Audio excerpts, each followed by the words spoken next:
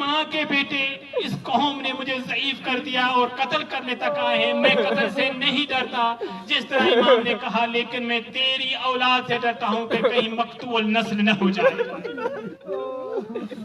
کہیں مقتول نسل نہ ہو جائے، اس وجہ سے میں نہیں اپنا ہاتھ اٹھا رہا۔ علی اس زخم سے نہیں مرے۔ علی اور مرد کو کسی کو زخم یا تلوار کا زخم کچھ نہیں کرتا۔ عزاداران گرامی، حضرت امیر المومنین علیہ السلام کو جب یہ زخم آیا ہے، لکھا ہے کہ مولا علی علیہ السلام کو امام حسن و حسین اپنے ایک ہاتھ امام علی نے اپنے امام حسن کے کندھے پر رکھا ہے اور ایک ہاتھ اپنے امام حسین کے کندھے پر رکھا ہے اور اس طرح اپنے گھر کی طرف روانہ ہے۔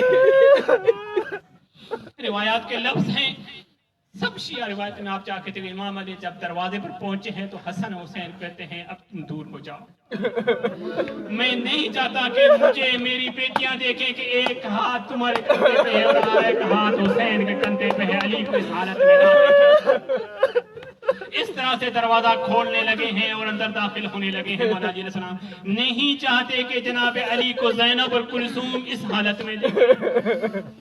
عزاداران گرامی، یہی مولا حضرت امیر المومنین السلام کا دروازہ کھولنا تھا اور وہاں سے جناب زینب کا دروازہ کھلنے کی آواز سننا تھا۔ یہ زینب کے لیے پہلا دروازہ کھلنا نہیں تھا۔ عزاداران گرامی، یہ دروازے کھلنے کی بہت یادیں ہیں زینب کو۔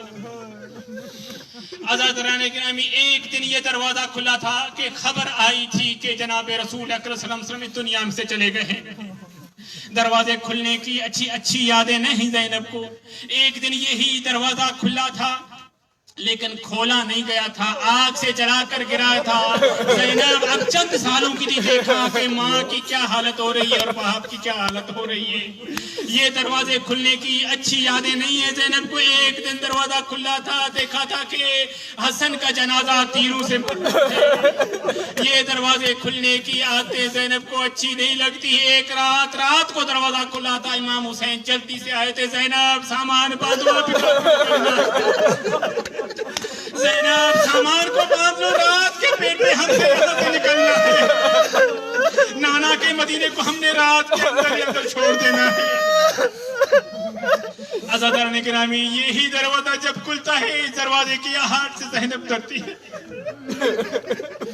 اب جب دروازہ کھلتا ہے دیکھتی ہیں، کیا دیکھتی ہیں جناب مولا حضرت امیر المومنین السلام، یہ زینب کے جو ہست و نیست تھے، یہ مولا علی علیہ السلام میں دروازہ کھلتی ہیں، دیکھتی ہیں کیا خون میں گلتان ہے حضرت امیر السلام۔ روایت میں لکھا ہے جناب زینب علیہ السلام بہت رونا لگتی ہیں اور جناب ام کلثوم رونا لگتی ہیں۔ اس صورت میں مولا علی علیہ السلام جناب زینب کو پکڑتے ہیں اور کہتے ہیں زینب تم نہ رو، تمہیں اب رونے کے لیے بہت وقت باقی ہے، تمہارے رونے کا بہت ٹائم ہے، تمہارے رونے کے لیے عجیب منظر آگے آنے والے ہیں۔ زینب وہ ٹائم آئے گا، زینب وہ وقت آئے گا جب تم اپنے بھائی سے پہلے اکبر کی لاش پر پہنچ جاؤ گے۔ زینب وہ وقت ہوگا جب تمہیں دنیا کی کسی چیز کا پتہ نہیں چلے گا، یہ بھی پتہ نہیں چلے گا کہ حسین اب موجود ہے، وہ چاہے اکبر کو لے کر آئے، وہ چاہے اکبر کے پاس پہلے پہنچ جائے۔ نہیں، زینب کو یہ تک پتہ نہیں چلا۔ کربلا کے میدان میں زینب جب اکبر کی آواز سنتی ہے، کچھ نہیں پتہ چلتا، حسین سے پہلے زینب پہنچ جاتی ہے۔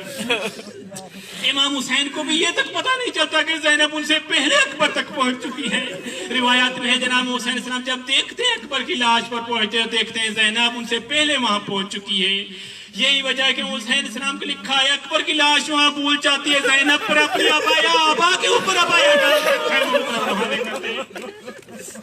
حسین یہ نہیں دیکھنا چاہتے کہ زینب کی ابا پر کسی کی نظر ہو، یہ لکھا ہے اپنی ابایا اٹھا کر زینب کی ابا کے اوپر ڈال کر اکبر کی لاش کو چھوڑ کر خیمے تک پہنچاتی ہیں۔ حسین پہلے انہیں خیمے تک پہنچاتے ہیں، پھر اکبر کی لاش کو اٹھا کر آتے ہیں۔ یہاں ایک عجیب سا سوال پیدا ہوتا ہے، ایک عجیب سا سوال پیدا ہوتا ہے کہ کیا ہوا؟ اکبر تو بیٹے لیلا کے تھے، اکبر تو بیٹے لیلا کے تھے، کیسے زینب وہاں پہلے پہنچ جاتی ہے؟ کیسے حسین وہاں پہنچ جاتے ہیں؟ لیلا کہاں تھی؟ میں نے روایات میں دیکھا لیلا کیوں نہیں پہنچی وہاں؟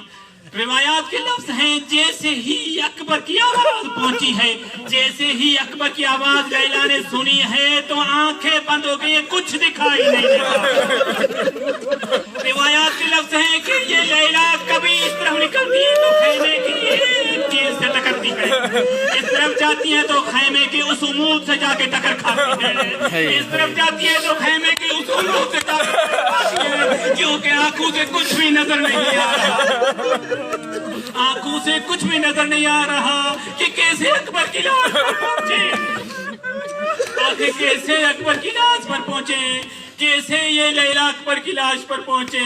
عزیزان گرامی، میں نے عرض کیا تھا علی ہر نبی کی مدد پر پہنچے ہیں۔ حضرت اسماعیل علیہ السلام کی لکھا ہے، روایات میں لکھا ہے کہ حضرت اسماعیل علیہ السلام پر جب خنجر چلایا تھا ابراہیم نے تو بکرا ذبح ہو گیا تھا، لیکن خنجر جب رکھا تھا اسماعیل کی گردن پر اس کے بعد ہی بکرا اس کے نیچے آیا تھا۔ روایات کے لفظ ہیں کہ حضرت اسماعیل جب گھر پہنچے تھے تو حاجر نے اسماعیل سے قضیہ پوچھا کہ کیا ہوا، تو حاجر کو جب اسماعیل نے بتایا تو حاجر فوراً گردن کی طرف دیکھتی ہیں۔ روایات میں لکھا ہے کہ گردن پر صرف ایک لکیر سی تھی، ایک لکیر تھی، خط تھی صرف، وہ خط دیکھتے ہی حاجر بے ہوش ہو گئی تھی، وہ خط دیکھتے ہی، لائن دیکھتے ہی حاجر بے ہوش ہو گئی تھی۔ تو کیسے لیلا کے آنکھوں کے آگے اندھاری اٹھائی نہ آ جائے۔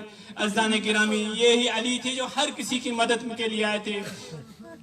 میں نے نہیں دیکھا روایت میں کہ کربلا کے میدان میں زینب سوائے ایک جگہ کے کہیں اپنے بابا کو بلایا ہو، وہ کیا جگہ تھی؟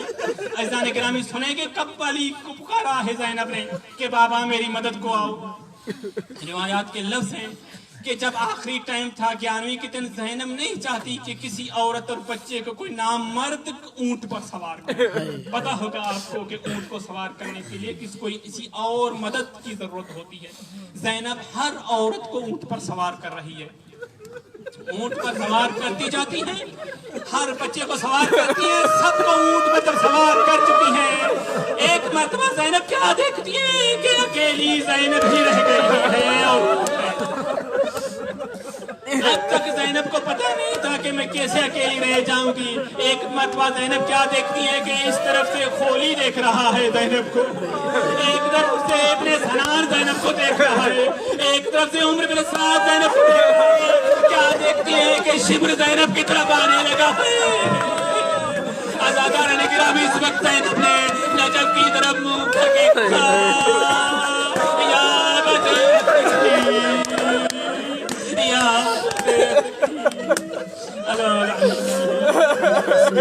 سيعلم الذين ظلموا أي